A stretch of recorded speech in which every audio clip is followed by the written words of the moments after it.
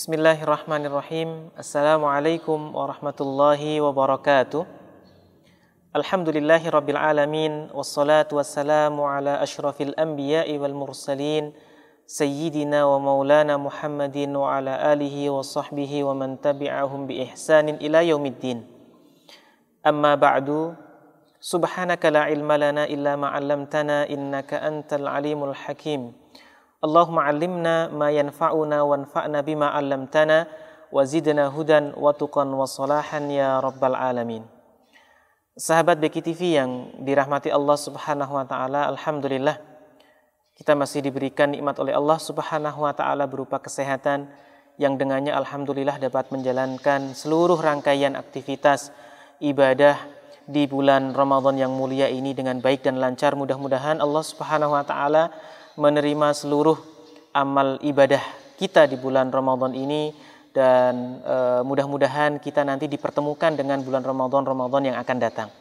Hadirin yang dimuliakan oleh Allah Subhanahu wa taala, alhamdulillah pada kesempatan sebelumnya kita sudah mengkaji beberapa hal yang berkaitan dengan sholat berjamaah, baik itu hukumnya, keutamaannya, dalil-dalil yang menganjurkan sholat berjamaah, kemudian bagaimana hukum sholat berjamaah bagi perempuan, kemudian bagaimana ketika kita tertinggal dari sholat berjamaah, kemudian juga adab-adab sholat berjamaah ya dari rumah hingga ke masjid ya.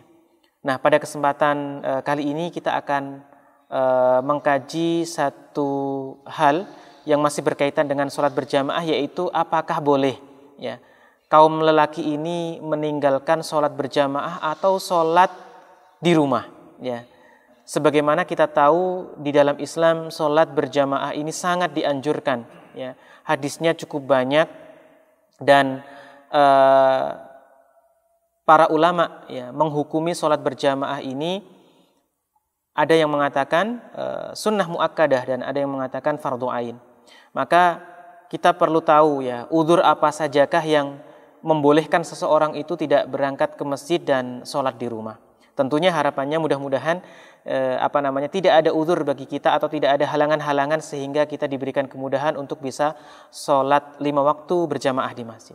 Nah, ketika ada satu kondisi yang memang di sana ada udzur syar'i tentunya, maka seseorang itu dibolehkan untuk tidak berangkat ke masjid untuk menunaikan sholat 5 waktu berjamaah. Nah, di antaranya adalah hadis ya yang diriwayatkan oleh Ibnu Umar radhiyallahu anhuma ya, bahwa ada kondisi di mana nanti seseorang itu dibolehkan sholat di rumahnya ya. Di antaranya adalah karena hujan ya, atau karena cuaca yang sangat dingin ya.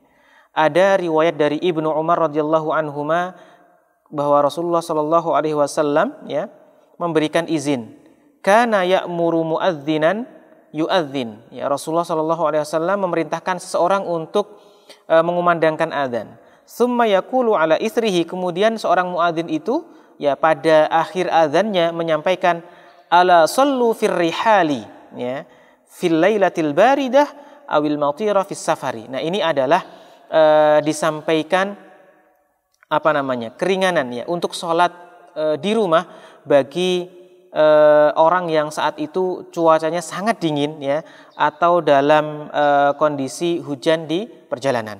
Nah, ini ada di dalam hadis Bukhari dan juga hadis Muslim.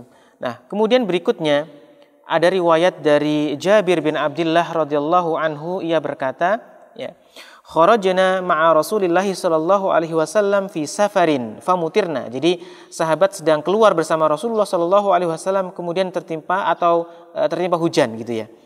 Nah, faqala liyusalli man syaa minkum fi rahlihi. Rasulullah sallallahu alaihi wasallam memberikan keringanan kepada para sahabat untuk sholat di rumah saja. Nah, kemudian dulu ketika Rasulullah sallallahu alaihi wasallam sedang sakit ya. Ini pernah terjadi, riwayat dari Aisyah radhiyallahu anha berkata anna Rasulullah sallallahu alaihi wasallam qala fi maradihi muru Abu Bakrin yusalli bin nas.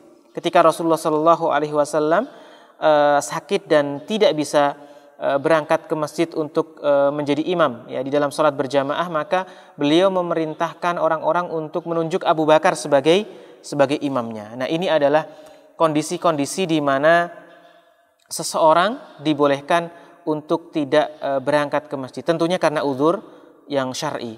Baik, kemudian ada kondisi-kondisi juga di mana orang tersebut tidak bisa menghadiri sholat berjamaah di masjid. Entah itu karena kondisi belajar ya di kampus atau sedang bekerja di satu perusahaan ya, di mana lokasi kampus dengan masjid itu misal sangat jauh, atau lokasi perusahaan atau kantor dengan masjid itu sangat jauh, maka bagaimana solusinya? Nah, solusinya adalah diberikan keringanan ya untuk orang-orang tersebut sholat di tempat dia belajar atau di tempat dia bekerja. Tentunya diharapkan tetap melaksanakannya dengan berjamaah ketika memang ada umat muslim yang ada bersama orang tersebut ya. Nah, pemirsa BKTV yang dimuliakan oleh Allah Subhanahu wa taala, betapa di dalam Islam ya anjuran untuk melakukan sholat 5 waktu berjamaah itu luar biasa. Maka mudah-mudahan kita dan juga para anak cucu kita ya, para santri-santri kita, para kaum muslimin semuanya diberikan kemudahan oleh Allah Subhanahu wa taala, diberikan kekuatan, diberikan keistiqomahan untuk senantiasa menjaga sholat 5 waktu ini secara berjamaah, meskipun ya dalam satu kondisi baik itu sholat isya ataupun sholat subuh kadang terasa berat. Tetapi itulah bukti bahwa kita adalah seorang muslim yang baik, insya Allah senantiasa melaksanakan sholat 5 waktu ini dengan berjamaah. Rabbi ja'alni muqimas sholati wa min dzurriyyati rabbana wa taqabbal du'a. Mudah-mudahan Allah Subhanahu wa taala menerima seluruh amal ibadah kita di bulan Ramadan ini, dan kita diberikan umur panjang oleh Allah Subhanahu wa taala sehingga berjumpa dengan Ramadan yang akan datang. Wal afu minkum, mohon maaf lahir dan batin. Wassalamualaikum warahmatullahi wabarakatuh.